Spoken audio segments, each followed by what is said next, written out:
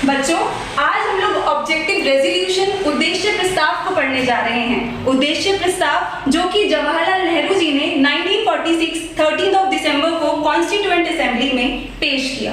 Constituent assembly में objective resolution को लेके आने का कारण था कॉन्स्टिट्यूशन की फिलॉसफी को डिसाइड करना कि कॉन्स्टिट्यूशन किस दिशा में बनाया जाएगा, कौन सी ऐसी डायरेक्शन होगी जिसमें हमारा संविधान काम करेगा।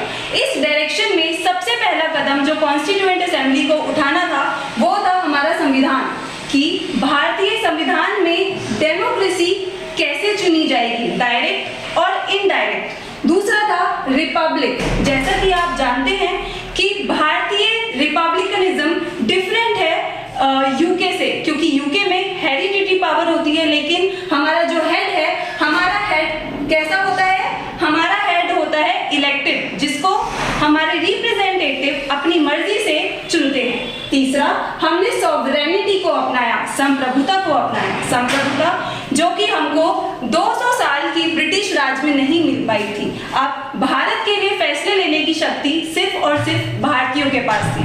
अब सिर्फ भारतीय ही अपने फैसले खुद ले सकते थे, कोई एक्सटर्नल पावर जो है हमारे लिए फैसले नहीं लेगी। चौथा, सोशलिज्म। जैसा कि आप लोग जानते हैं कि भारत की आजादी के समय बहुत से गरीब, दबे कुचले, मार्जिनलाइज क्लासेस थी, उनका उद्धार हो, रिसोर्सेज का इक्वल डिस्ट्रीब्यूशन हो, इसीलिए समाजवाद को हमारे संविधान की फिलॉसफी में ऐड किया गया। पांचवा, सेक्युलरिज्म। हमने धर्मनिरपेक्षता को अपनाया, क्योंकि भारत एक डाइवर्स कंट्री है, एक विविधतापूर्ण देश है, इसीलिए धर्मनिरपेक्षता को, सेक्युलरिज्म को अपनाना अपने आप में एक बहुत बड़ा कदम माना गया। आपका जस्टिस, क्योंकि भारत जो चीजें अंग्रेजी शासन में नहीं पा पाया था, अब वो चीजें आजादी के बाद हमारे कॉन्स्टिट्यूएंट असेंबली के मेंबर्स चाहते थे कि भारतीय संविधान में उन्हें दी जाए, इसीलिए जस्टिस, न्याय विजय हमारे संविधान में सुनिश्चित किया गया। इसके बाद लिबर्टी, इंडिविजुअल लिबर्टी, यानी अब जो है भारत में रहने वाला हर एक व्यक्ति आजाद होगा वोट देने के लिए, आजाद होगा स्पीच एंड एक्सप्रेशन के लिए। इसके बाद जो था आपका ब्रदरहुड, जिसको हमारे संविधान में फ्रेटर्निटी या फिर भाईचारे, बंधुत्व के नाम से जाना जाता है। इसको याद करने का जो सबसे अच्छा तरीका है वो आप इसको फॉलो कर सकते हैं। Doctor SSS was found of Jalali.